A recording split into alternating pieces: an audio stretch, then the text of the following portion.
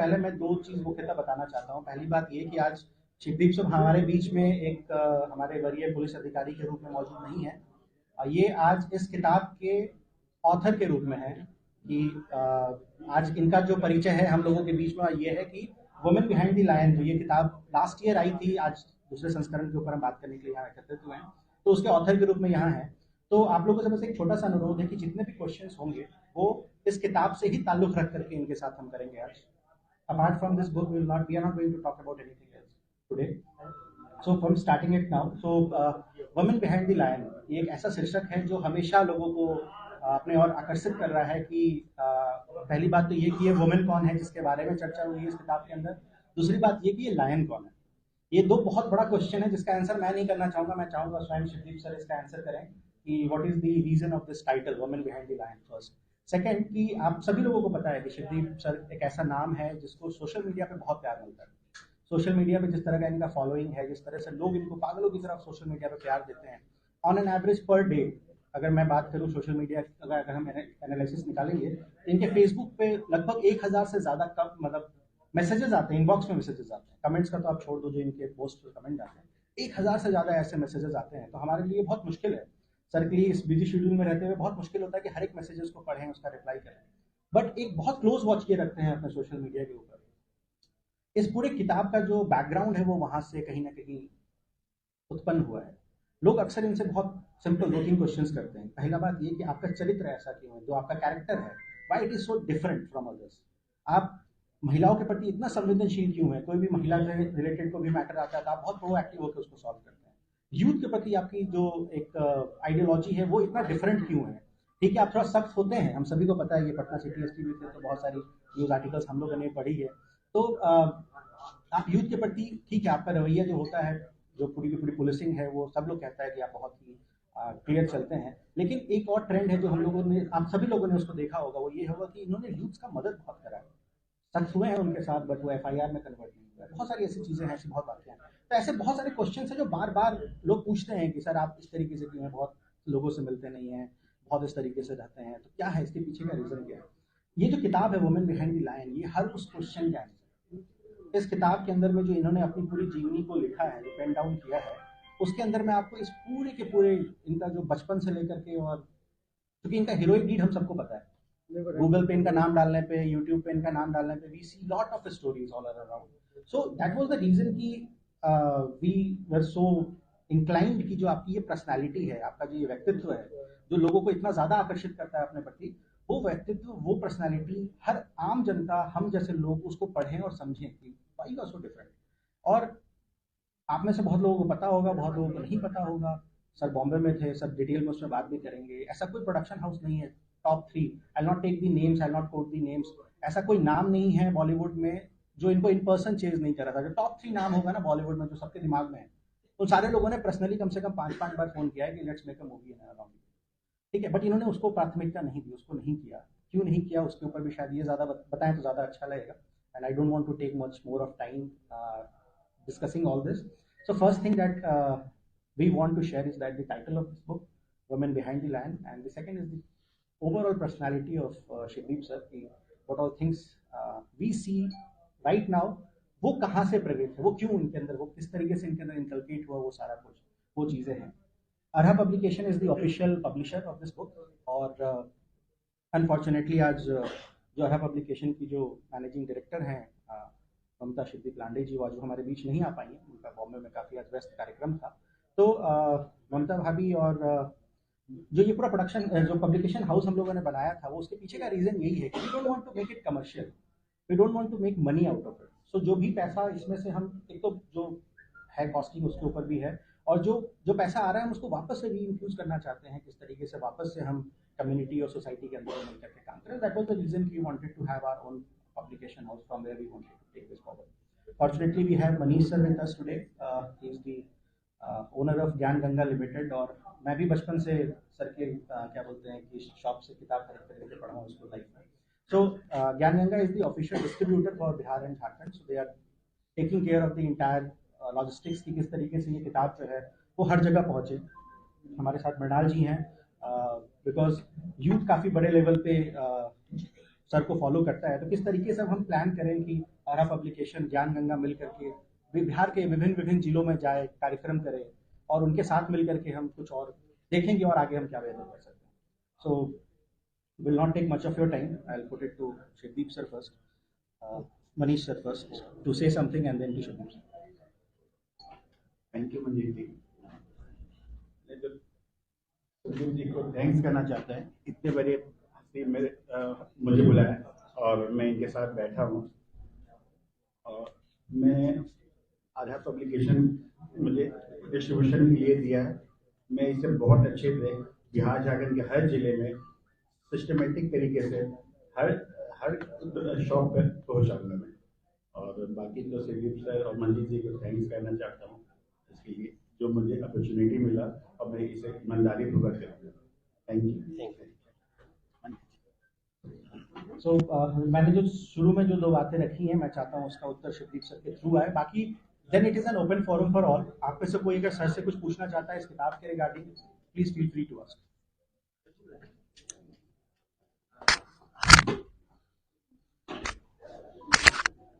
बहुत ज्यादा माइक हो गए भाई.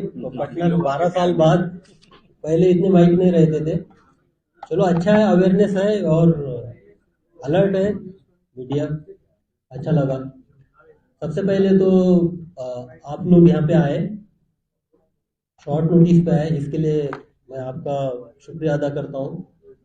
उसके साथ साथ हालांकि मैं वोकल नहीं था इस बुक के बारे में कि कुछ बोलना है या कमर्शियल टाइप से इसको पब्लिसाइज करना है, लेकिन ये मंजीत जो मेरे बाजू में बैठा है इसी का एफर्ट था कि नहीं सर आपको आना पड़ेगा, क्योंकि लोगों को पता नहीं है. और इनफैक्ट जब कल एफबी पोस्ट डालने के बाद सहरसा से 4 मैसेजेस मंजीत ने फॉरवर्ड किया है, उनको ही पता नहीं था कि बुक कहाँ पे है करके. हालांकि डिस्ट्रीब्यूशन सहरसा में भी है. तो मुझे लगा कि नहीं ठीक है, जाना चाहिए.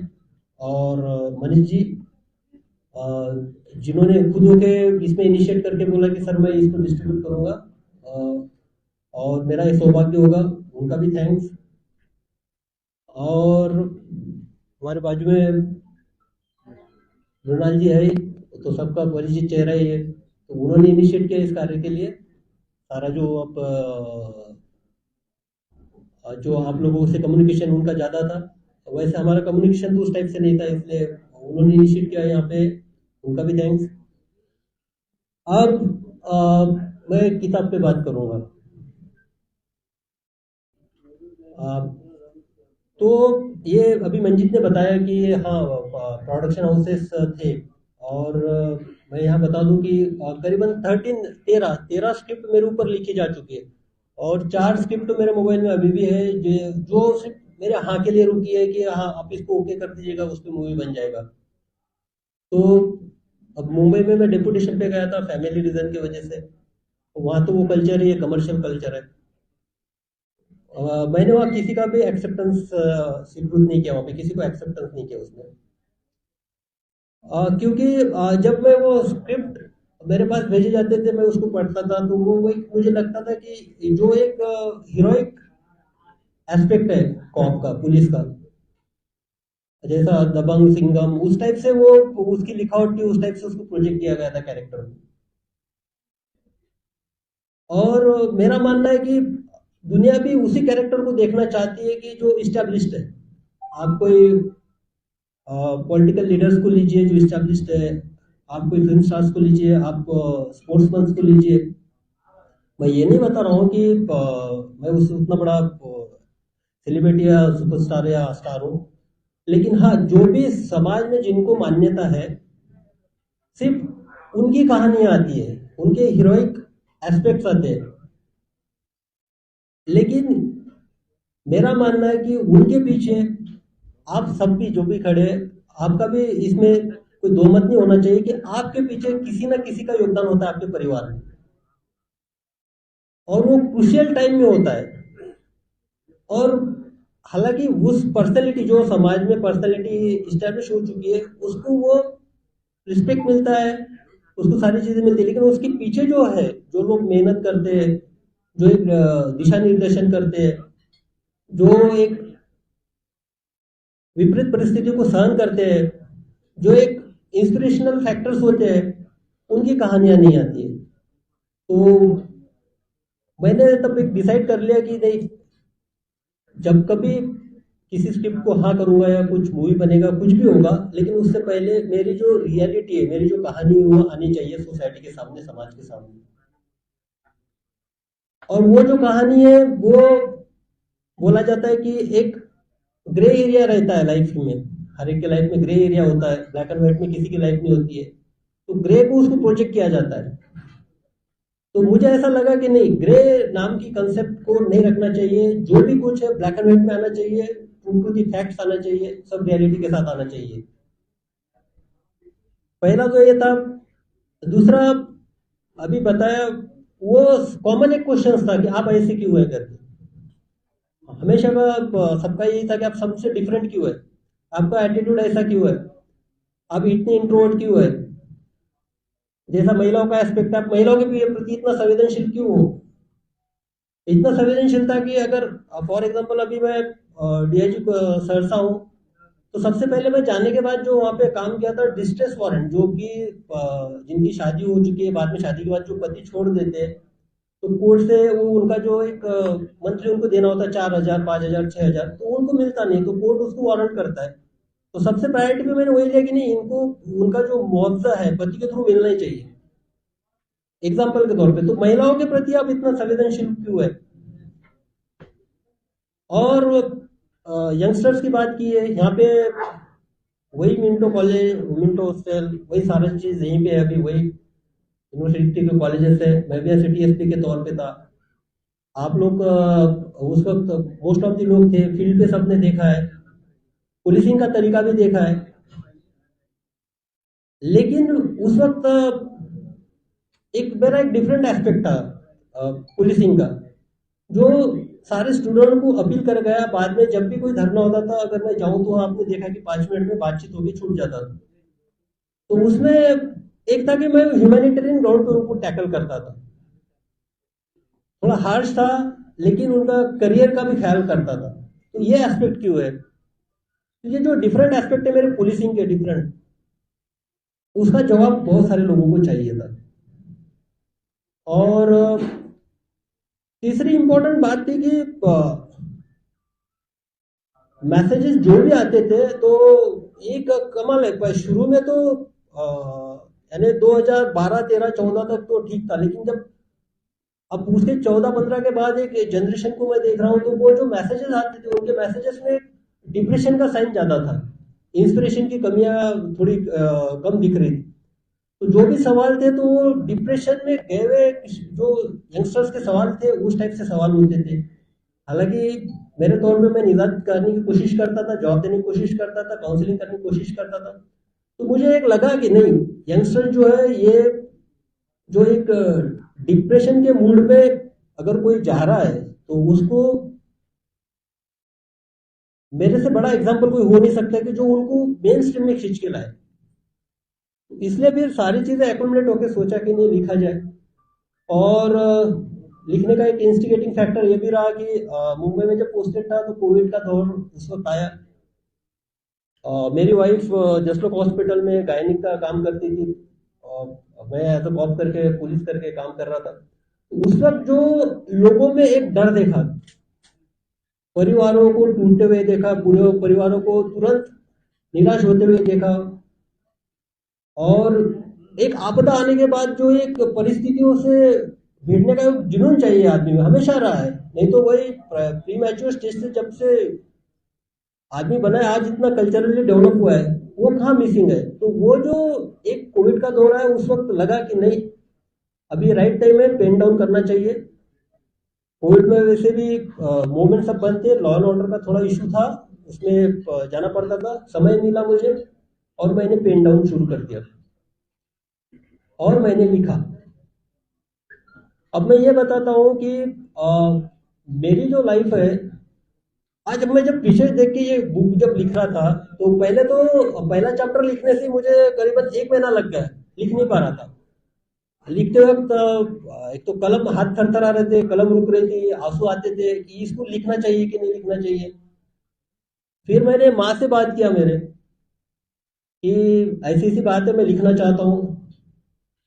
तो माँ का भी ऑब्जेक्शन था, माँ बोल रही थी कि नहीं इसको छोड़ दो, जो हो गया बीत गया, ऊपर वाला सब करता है, सब ठीक ही करता है।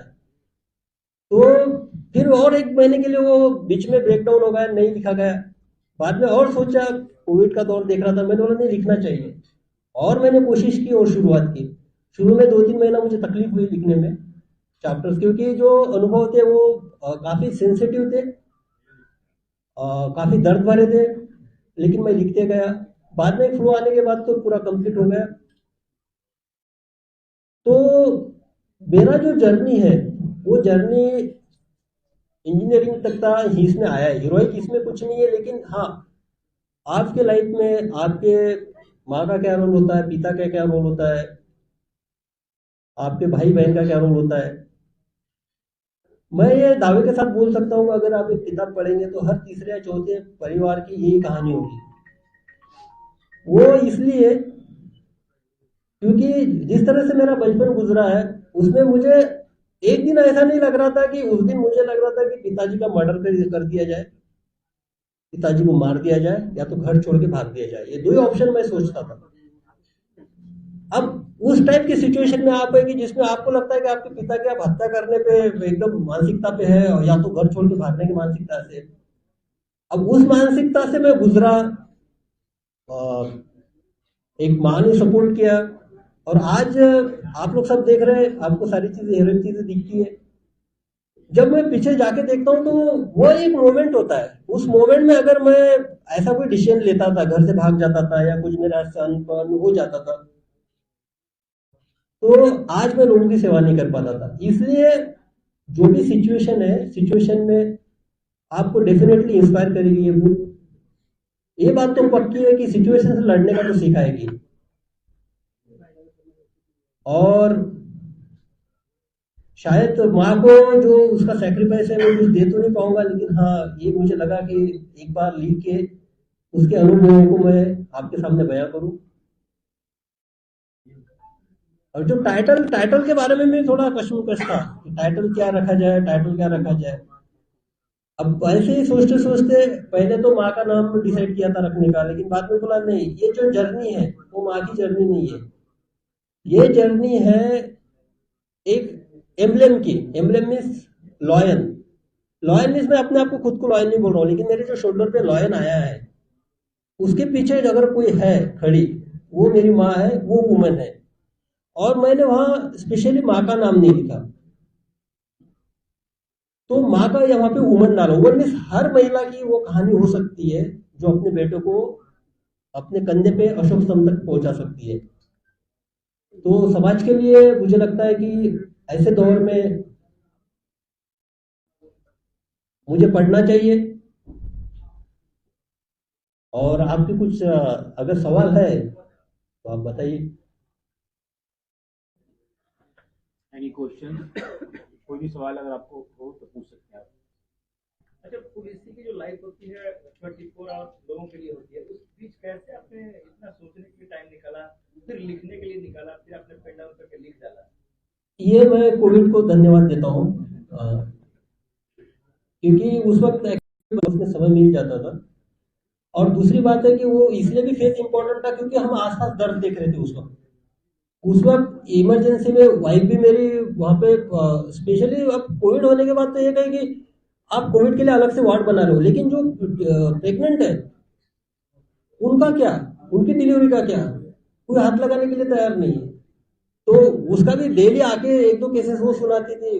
मैं तो फील्ड पे था ही, तो लगा कि नहीं, ये समाज का जो एक फेज है उस फेज को तो नहीं लिखना चाहिए, लेकिन हाँ हम पे जो बीती है वो तो लिखना चाहिए। हालांकि वाइफ के बारे में कुछ नहीं है इसमें, ये तो मेरी जर्नी है। करीबन कितने महीने लिए? मुझे करीबन 1 साल लगा मुझे लिखने में, पूरा ये होने में। और काफी रिविजिट करना उसी को लग रहा था कि छोड़ देते। लेकिन एक बात है कि बचपन में जो मुझे पिताजी एक विलन लगते थे। हाँ, एक इम्पोर्टेंट बात है कि जो मैंने ब्लैक एंड व्हाइट की बात बताई, मैंने ग्रे एरिया रखा नहीं। मेरे से भी गलतियां हुई है, आप में से भी बहुत सारे लोगों ने गलतियां की होगी बचपन में, मैंने गलतियों को भी नहीं छुपाया है। आप पाएंगे कि सिंपली जो गलती हुई है उसको मैंने पेन डाउन किया उसी तरह। कितनी उम्र रही होगी जब आपने ये सोचा पिताजी के बारे में ये घर छोड़ने को? ये एक्चुअली जब आपको समझ आना शुरू हो जाती है, मैं तो भाई पहले स्टैंडर्ड में जाने के बाद, वैसे तो उससे पहले एक साइकोलॉजी बनी थी, लेकिन फर्स्ट स्टैंडर्ड में जाने के बाद जब मैं बच्चों के माँ पिताजी से आते थे, उनका केयर करते थे स्कूल में, जब उनका देखा आप कि किस तरह से वो सेंसिटिव है अपने बच्चों के पढ़ाई के बारे में, करियर के बारे में, उनके हॉबीज के बारे में, उनके फेस्टिवल्स के बारे में, उनकी खुशियों के बारे में, तो जब आउटवर्ड देखना शुरू किया तो मुझे और थोड़ा और वो एग्रेसिवनेस आते गए कि यार ये क्या है भाई, हम क्यों पैदा हो गए ऐसे करके, हमारे साथ ही क्यों ये अन्याय क्यों। हालांकि उस वक्त एक अंदरूनी झगड़ा चलता था, तब विश्वास रखना कि नहीं रखना, लेकिन माँ हमेशा बोलती थी, वो माँ 4 दिन तो फास्ट रखती थी और भगवान भगवान करती थी, तो मैं हमेशा बोलता था उसको कि तुझे क्या दिया भगवान ने, बताओ, तुम्हारे लाइफ में इस टाइप से एक राक्षस को भेज दिया। तो माँ बोलती थी नहीं, वो जो करता है सब ठीक करता है, उसी का प्लानिंग सब कुछ होता है। तो आज अगर मैं उस एक्सपीरियंस से नहीं जाता था तो मुझे मुझे थोड़ा लगता है कि मैं इतना सेंसिटिव नहीं होता था जो लोगों की इश्यूज है, और यूथ के प्रति मैं इतना थोड़ा सॉफ्ट होता हूँ। ठीक है, एक दो डंडा चल जाता है, लेकिन हमने किसी के करियर पे नहीं किया है। और एक बात है कि मैं जब भी जाता हूँ, अभी भी आया, मैं मुंबई से आया आने के बाद, एक तो डिस्ट्रेस वारंट और वो महिलाओं का एक समस्या, और दूसरा सबसे बड़ा इशू था, हमने वो किया कि झूठे एफआईआर में कितने लड़कों का नाम डाला है। स्टूडेंट है, अच्छा पढ़ रहा है, उसका मेरिट है, आज हम मेरे पास 40 से 50 लोग डेली मिलने आते हैं, महिला आती है मोस्टली, उसमें उसमें से आप देखिएगा कि 10 से 15% ऐसे रहते हैं कि वो कंप्लेंट आते हैं कि मेरा बच्चा पटना में पढ़ता है और ये झगड़े में नाम डालते हैं, जमीन के झगड़े में, करियर चौपट हो गया, कोई गवर्नमेंट जॉब नहीं। तो उसका पर्सनली रिव्यू के तौर पे जो डायरेक्शंस होते हैं वो दिए जाते हैं, एविडेंस कलेक्ट के लिए बोला जाता है, और मुझे सेटिस्फेक्शन है कि वो अगर मेरे अराउंड वो नहीं रहते थे तो मैं इतना सेंसिटिव नहीं हो पाता था इन इशू के लिए। पटना की लड़कियों के बहुत दिल के करीब थे, वहीं से प्रेरणा मिली थी क्या कि माँ ने जिंदगी दी थी, आगे बढ़ाया था? नहीं भाई, ये तो पटना के लड़कियों का इंडिविजुअल मैटर है, हम तो कभी करीब रहे नहीं, वो तो वो उनका पर्सनल चॉइस है। हमारे से तो आप देखिएगा, आप इतने मैसेजेस आते हैं, लेकिन ये कोई बोल नहीं सकता है कि भाई कॉल बैक है, रिवर्स कोई मैसेज किया है, और पर्सनल चॉइस होती है, अपना अपना लाइफ होता है, उसमें भी मुझे कुछ कमेंट करना नहीं है। लेकिन हाँ, उनका भी मैं थैंक यू करता हूँ कि उन्होंने अप्रिशिएट किया। अब वो उसके बाद ये है कि उन्होंने एक के बाद है कि सेफ्टी भी तो देखिए। आप ये बोलते हैं कि लड़का, पटना की लड़कियां ये करती तो, लेकिन रात को 1 बजे भी कॉल करने के बाद हॉस्टल की कोई समस्या है तो मुझसे शेयर करती थी, अपने माता पिता से नहीं करती थी, क्योंकि लगता था कि उसको हॉस्टल से निकाला जाएगा। कोई लड़की जिससे रिलेटेड इशू है तो मुझसे शेयर करती थी, ताकि उसमें एक ट्रस्ट था, एक फैक्टर था ट्रस्ट का बहुत बड़ा, कि नहीं ये मेरा भाई है, ये मुझे इस चीज से निकालेगा, ये मुझे बचाएगा, और वो आज तक बरकरार है। आप मेरे सोशल मीडिया के इसमें आप ये बिलीव नहीं करेंगे कि सिर्फ यहाँ से नहीं आता है, बिहार की लड़की अगर वहाँ कोटा में भी है, वैसे भी मुझे मैसेजेस आए हुए, बेंगलोर में भी वैसे भी मैसेज आए, उसमें मैंने जितना हेल्प हो सकता है मैंने की है, मेरे बैचमेट से, मेरे जूनियर से वहाँ बात करके, पुलिसिंग से रिलेटेड कोई भी इशू हो, कोई डिप्रेशन की इशू हो, तो वो तो चलता है, वो निरंतर सिलसिला है।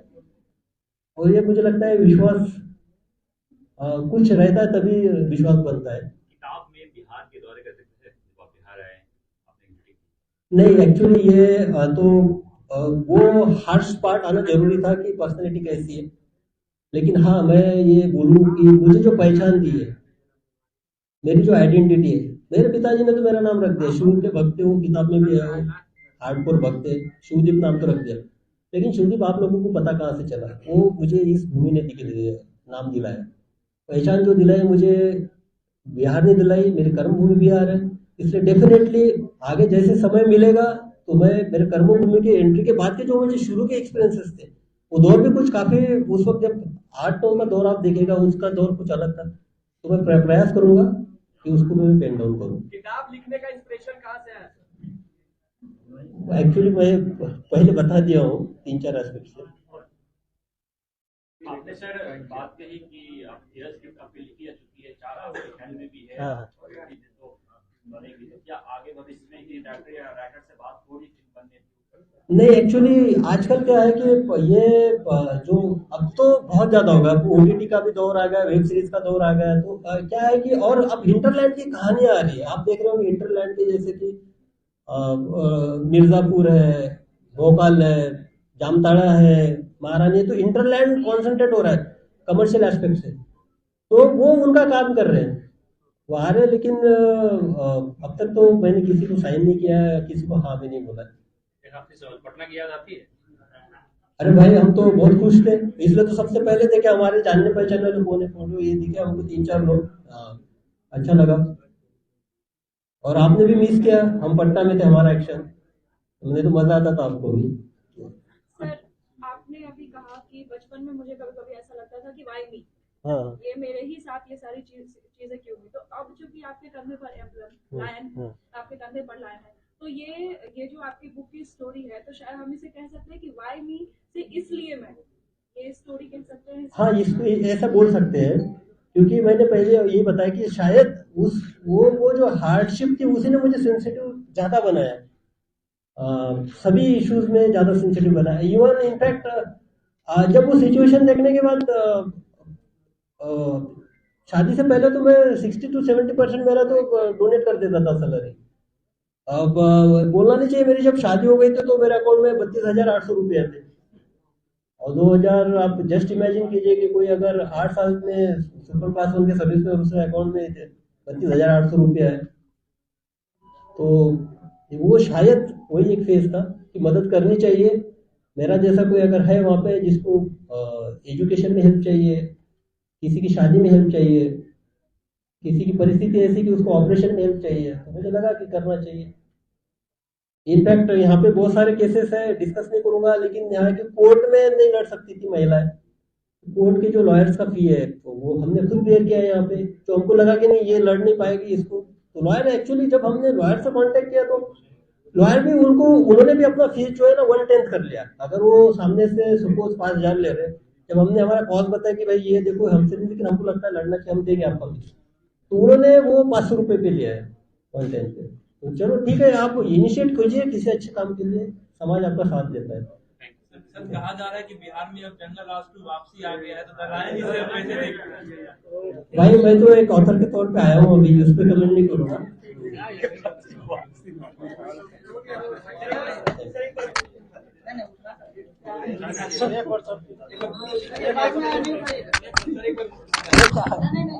सबको थोड़ा बाइट से बनाइए, बाइट से